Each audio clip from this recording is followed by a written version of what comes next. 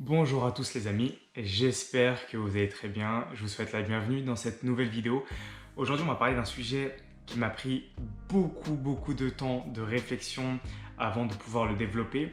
C'était la comparaison entre lancer son site e-commerce, donc vendre avec son propre site e-commerce, son propre nom de domaine, ou alors se lancer sur des marketplaces, par exemple Amazon. Alors, j'ai fait un vrai tableau descriptif, j'ai tout écrit là dans cette petite feuille cartonnée et je vous propose d'en discuter dans cette vidéo. C'est vraiment un sujet assez intéressant pour toutes les personnes qui ne se sont pas encore lancées dans l'e-commerce, de savoir si oui, elles doivent s'orienter plutôt vers les marketplaces ou plutôt vers l'e-commerce en propre. C'est ce qu'on va voir tout de suite dans cette vidéo.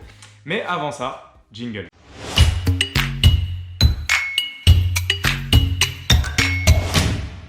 Alors, juste avant d'attaquer les principaux points que j'ai relevés, il faut que vous sachiez quelque chose. Je suis e-commerçant depuis près d'une dizaine d'années, donc j'ai mon site e-commerce en propre, mais je me suis également lancé dans Amazon FBA. Donc c'est une forme de vente dans la marketplace Amazon qui permet en fait de confier le stock à Amazon et de laisser entre guillemets Amazon gérer les ventes pour vous, donc tout ce qui est logistique, etc. Donc en fait, je pense être plutôt bien placé pour pouvoir répondre à cette question-là. Et c'est une question assez difficile car ça va dépendre vraiment du profil d'entrepreneur que vous êtes. Donc en fait, j'ai relevé plusieurs points, donc plusieurs avantages à se lancer dans Amazon FBA, donc peu importe, ou en vendant dans un site e-commerce. Aujourd'hui, je vais principalement parler d'Amazon FBA parce que c'est ce que je connais le mieux, mais également il y a pas mal d'avantages aussi, vous allez voir, avec l'e-commerce traditionnel.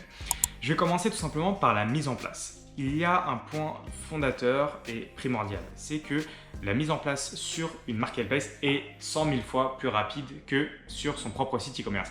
Pourquoi? Parce qu'un site e-commerce, vous devez tout faire vous-même en propre en fait. Vous devez trouver le nom de domaine, vous devez installer votre hébergement, vous devez choisir un CMS, etc., etc. Donc ça prend pas mal de temps pour lancer son site e-commerce. Donc là, il y a un premier point qui va arriver à Amazon, c'est la vitesse de mise en place. L'autre chose que je voulais voir en second, c'est le branding. J'ai trouvé personnellement que mon branding sur les marketplaces est limité. Pourquoi? Parce que ce qui ressort sur la fiche produit, ce n'est pas ma marque. Ma marque, elle n'est pas mise en gros. Peu importe en fait, si je mets Sofiane en tant que marque, c'est pas ça qu'on va voir en tant que visiteur, c'est surtout Amazon. Donc en fait, l'expérience entre le client, c'est Amazon en fait. Donc on s'en fiche un peu de la marque in fine. Tous les produits que moi j'ai achetés sur Amazon pour mon utilisation personnelle, très sincèrement, je ne me rappelle plus vraiment de leur branding, de leur marque. Alors que sur un site e-commerce, vous pouvez aller beaucoup plus loin sur la stratégie de branding. Vous pouvez vraiment créer une expérience personnelle et vous pourrez créer un suivi de livraison, etc. Vous allez pouvoir vraiment vous attacher en fait émotionnellement avec l'acquéreur. L'acquéreur va pouvoir s'attacher avec vous et c'est quelque chose de très puissant. Donc un point pour l'e-commerce traditionnel cette fois-ci. Maintenant, la logistique. La logistique, très sincèrement, Amazon, ils sont très puissants. En fait, je vous explique ce qui se passe avec Amazon actuellement et ce que beaucoup de vendeurs Amazon FBA font.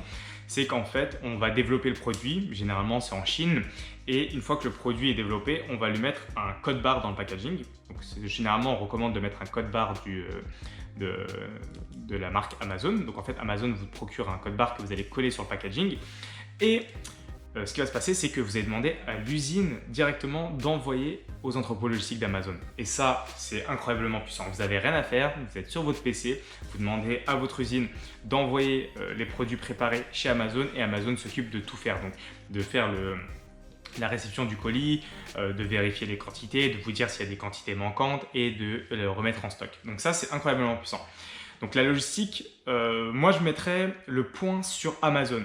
Attention toutefois. Parce que l'e-commerce peut avoir un sacré gros avantage aussi logistique, c'est que vous pouvez faire la même chose si vous travaillez avec un centre logistique e-commerce. Moi, je travaille avec un centre logistique e-commerce et en fait, mes fournisseurs envoient les produits directement à mon centre logistique. Par contre, ça prend beaucoup de temps. C'est pas dès le démarrage que vous allez réussir à faire ça. Généralement, quand vous commencez avec l'e-commerce, vous allez stocker chez vous. Alors une autre manière de faire, c'est du dropshipping, vous l'avez sûrement entendu partout, mais c'est en fait le dropshipping, il n'y a rien de fou, c'est juste que le fournisseur votre fournisseur va envoyer le produit directement au client. Donc là, ça peut être un point aussi intéressant. Donc en fait, je vais mettre le point sur Amazon parce que c'est beaucoup plus facile pour commencer. Par contre, si vous faites de l'e-commerce dans le mode dropshipping, moi je ne vais pas parler vraiment de dropshipping, mais bon, dropshipping c'est juste une manière en fait, c'est juste un point de vue logistique à prendre en compte. Par contre, si vous stockez chez vous, ça va être un peu plus problématique la logistique parce que vous allez devoir stocker, emballer les colis, etc. jusqu'à ce que vous arrivez à une certaine taille ou peut-être vous allez recruter quelqu'un pour le faire et une taille encore un peu plus grande peut-être, enfin c'est un choix stratégique, c'est de confier votre logistique à un centre logistique. Donc ça, c'était pour la logistique. Ensuite, l'autre chose assez intéressante, c'est l'international. Alors, le souci avec Amazon, c'est que vous êtes fortement limité sur les pays dans lesquels vous allez vendre. À l'heure où je fais cette vidéo, vous avez... quand vous commencez, en fait, vous allez probablement commencer par la France, ce qui est logique, et vous allez vous ouvrir aux pays européens qui vendent, avec lesquels Amazon vous autorise de vendre. Donc généralement, c'est l'Italie, Espagne, Angleterre, Allemagne. Mais là, ils sont en train de se développer aussi aux Pays-Bas, en Suède, etc. Donc c'est assez intéressant, ils vont continuer de se développer en Europe. Mais par contre, vous êtes complètement limité. C'est-à-dire que quelqu'un qui vit par exemple en Lituanie ou en Afrique du Sud ne peut pas acheter en fait votre produit. Donc c'est fortement dommage. Mais petit à petit, enfin, vous allez avoir la possibilité de vous ouvrir à Amazon Nord-Amérique, ça va vous donner le droit à Canada, Mexique, États-Unis. Vous allez pouvoir aussi vous ouvrir au Japon et en Australie. Mais encore une fois, ça reste limité, c'est peut-être une quinzaine de pays, vingtaine de pays sur plus de 200 pays dans le monde. Donc c'est vraiment quelque chose de limité. Pour le coup, je donnerai le point à l'e-commerce, donc tout ce qui est international, parce que une fois que votre site il est en anglais, si vous activez la traduction automatique, imaginons, ou si vous avez un second nom de domaine pour l'international. D'ailleurs, j'ai fait une vidéo sur l'international, si ça vous intéresse, cliquez en bas, je vais vous la remettre. Mais vous allez tout de suite être ouvert au monde entier, en fait, tout simplement. Et donc, quelqu'un qui est au Maroc, je sais pas, en Colombie, peut acheter votre produit et c'est pas dérangeant. Donc, ce qui est très bien, c'est que quand vous allez dormir avec un e-commerce, il y a d'autres pays qui se réveillent et ça vous permet de continuer de faire des ventes à l'international. Ensuite, le point intéressant, c'est la technologie. En fait, avec Amazon, vous ne contrôlez pas la technologie, alors qu'avec votre e-commerce, vous contrôlez la technologie. Et à partir d'une certaine taille en tant qu'e-commerçant, vous pouvez très bien vous dire « je vais ouvrir une partie marketplace ». Donc, je vends des stylos de toute qualité, de toute marque, etc. Cette fois-ci, je vais ouvrir à des marketplaces où en fait, les clients pourront vendre eux-mêmes des produits d'occasion ou alors des marques pourront venir s'inscrire dans la marketplace et vendre eux-mêmes. Donc, en fait, cette liberté technologique est assez importante dans l'e-commerce et vous permet de vous ouvrir les champs des possibles en activant par exemple la possibilité d'ajouter cette partie marketplace dans votre site alors que vous ne pouvez pas le faire sur Amazon. L'autre point, pour revenir sur un peu cette question de contrôle, c'est qu'avec Amazon, parfois, vous pouvez être limité. On l'a vu récemment avec l'épisode du Covid, où en fait, moi, en tant qu'Amazon, en vendeur Amazon FBA, je ne pouvais plus vendre en fait sur Amazon. On était complètement bloqué. Pourquoi? Parce que je vendais des produits non essentiels. Et imaginez, vous avez des salariés qui dépendent donc de vos revenus pour pouvoir les payer. Votre entreprise dépend d'Amazon donc. Et le gouvernement tout de suite interdit la vente de produits non essentiels pour Amazon. Mais vous imaginez, vous ne pouvez plus vivre en fait. Il y a des personnes qui se sont retrouvées sans aucun revenu du jour au lendemain et ça a duré plusieurs mois. Alors que les e-commerçants, on a le contrôle et on peut continuer à vendre des produits non essentiels sans que personne ne puisse nous interdire en fait quoi que ce soit. Donc c'est vraiment quelque chose d'assez intéressant, le contrôle que vous offre votre propre site e-commerce. Même si le gouvernement demain dit on ferme Amazon, vous continuez de fonctionner. L'autre partie que je voulais traiter, c'était sur la partie publicité.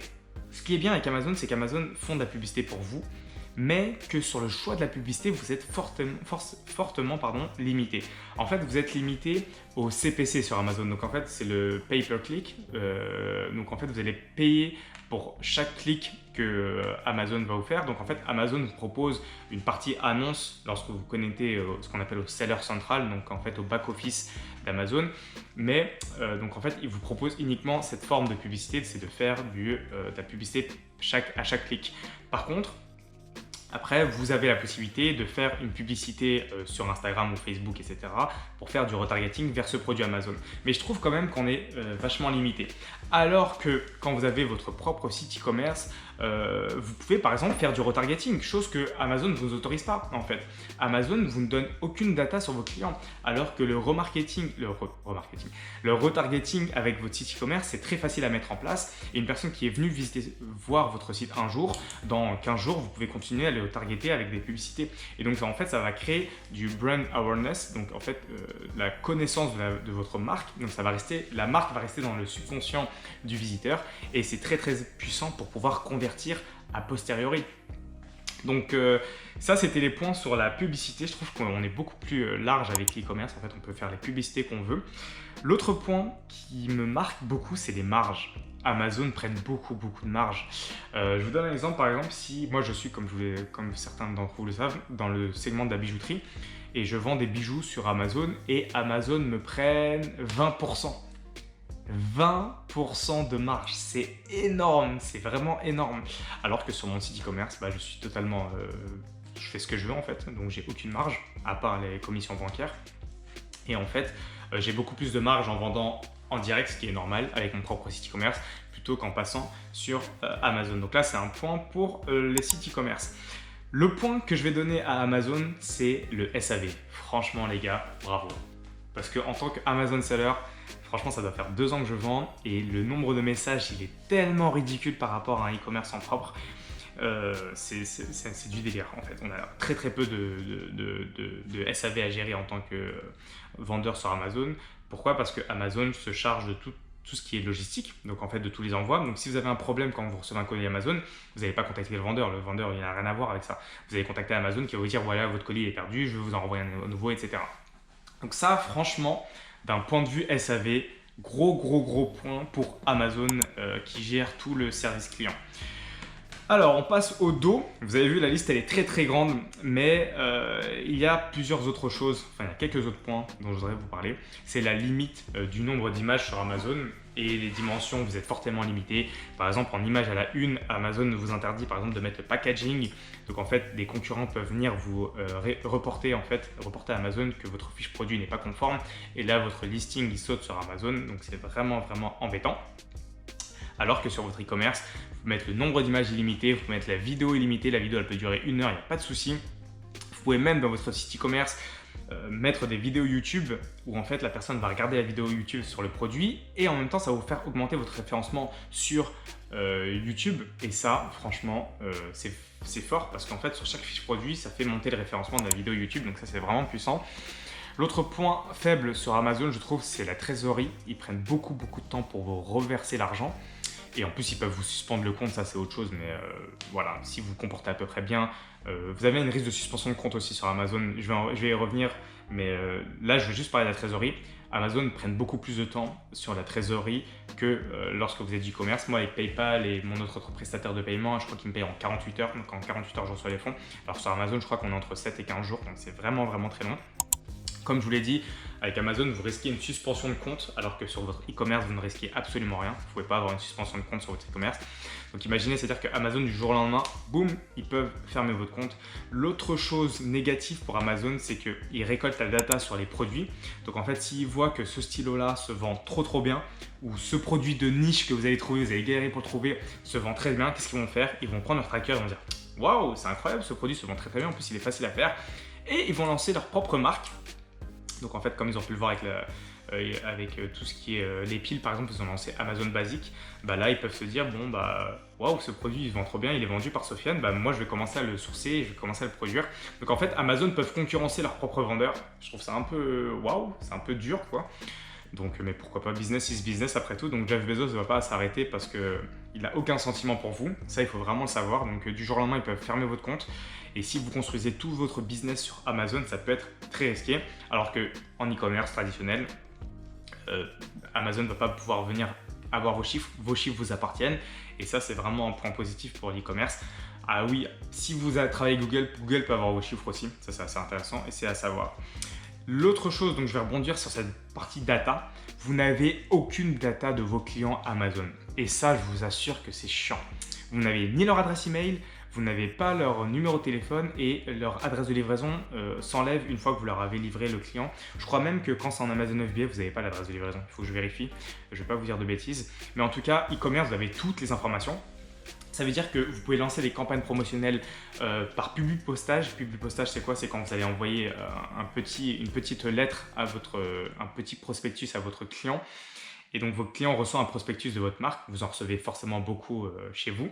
Ça, c'est très, très puissant. Vous avez le numéro de téléphone. Vous pouvez faire du SMS marketing. Donc, vous pouvez envoyer des SMS à votre base de données client. Vous pouvez envoyer des mails régulièrement pour les tenir informés. Comme on a dit, vous pouvez faire du remarketing. Donc, vraiment, d'un point de vue branding et marketing, je donne le point à l'e-commerce, ça c'est certain.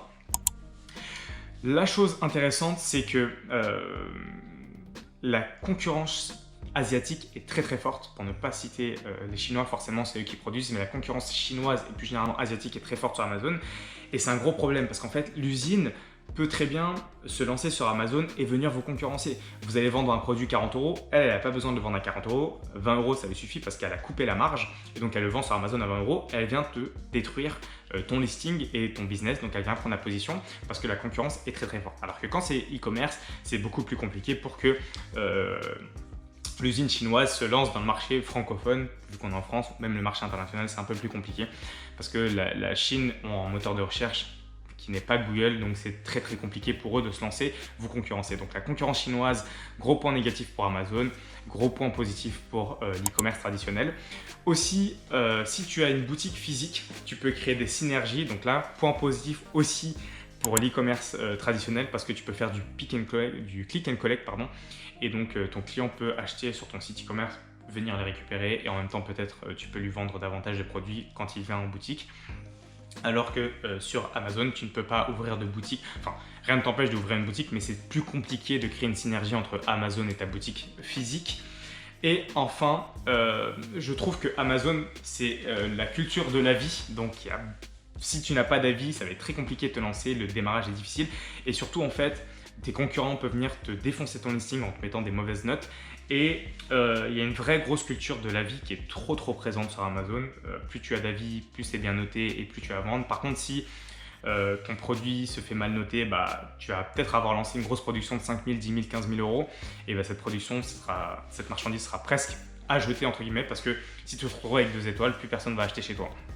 Alors que e-commerce, la culture de la vie est sous une forme différente. En fait, on ne va pas forcément noter le produit, enfin on peut noter le produit, mais ce qui compte beaucoup plus pour les visiteurs d'un site e-commerce, c'est d'avoir la confiance envers la boutique. Donc en fait, savoir si la boutique est bien notée ou pas.